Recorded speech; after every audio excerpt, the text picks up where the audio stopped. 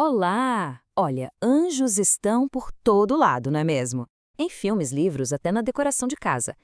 Mas com tanta informação diferente por aí, fica aquela dúvida: o que a Igreja Católica realmente ensina sobre eles?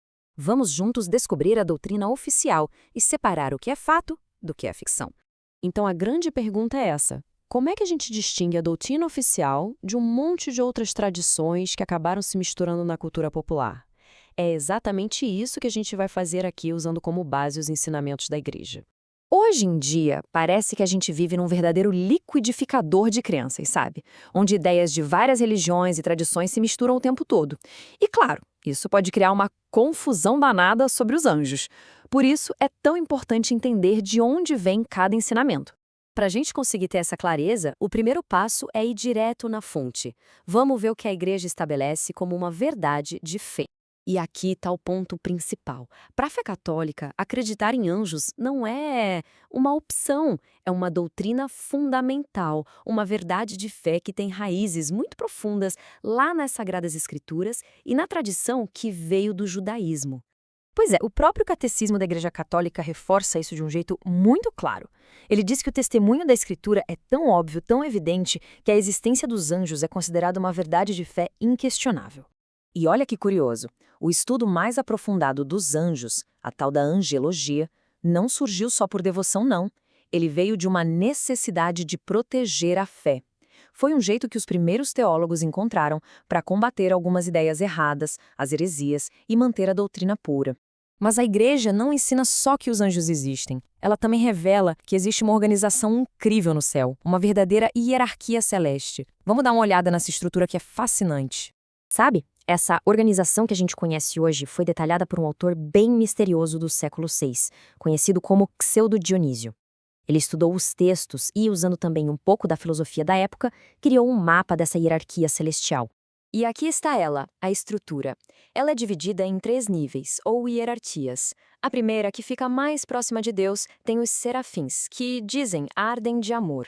A do meio governa o universo, e a terceira, que inclui os arcanjos e os anjos, é a que interage mais diretamente com a humanidade. É uma ordem magnífica, cheia de propósito. Ah, mas de onde tiraram essa ideia? Não foi algo inventado do nada, não. A base para essa organização está na própria Bíblia. Algumas passagens, como as cartas aos Efésios e aos Colossenses, já falavam de diferentes ordens de seres celestiais, como tronos, dominações e principados. Ok, então a gente já sabe que os anjos existem e que eles são organizados. Mas e os nomes? Com tanto nome popular por aí, quais deles a igreja realmente reconhece como oficiais? A resposta oficial? Olha, pode até surpreender algumas pessoas. São apenas 3. No meio de listas enormes de nomes de anjos que a gente acha na internet, a Igreja se mantém firme nesse número. E tem um motivo muito importante para isso. Os 3 nomes reconhecidos são Miguel, o grande guerreiro que luta contra o mal, Gabriel, o mensageiro de Deus, e Rafael, o guia e curador. Somente eles têm seus nomes honrados oficialmente na liturgia da Igreja. Mas por que só esses 3? É que o critério da Igreja é muito, mas muito rigoroso.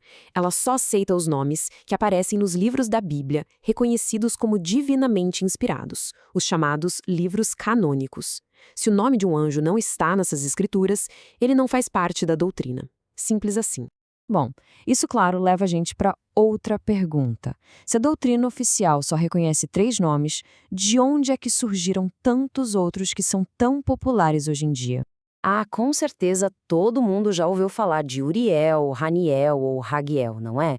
Eles aparecem em muitos lugares, especialmente em círculos mais esotéricos. Mas se eles não estão na Bíblia que a igreja reconhece, de onde eles vêm? Então, uma das fontes principais é a Cabala, que é um ramo místico do judaísmo. Nomes como Raniel, por exemplo, surgem das interpretações simbólicas deles. É uma tradição muito rica, muito antiga, mas que segue um caminho diferente daquele que forma a doutrina cristã oficial. A grande diferença, gente, está na fonte da informação. De um lado, a gente tem Miguel, Gabriel e Rafael, cujos nomes estão nos livros canônicos. Do outro, anjos como Uriel, cujos nomes vêm de textos chamados apócrifos, como o famoso Livro de Enoque.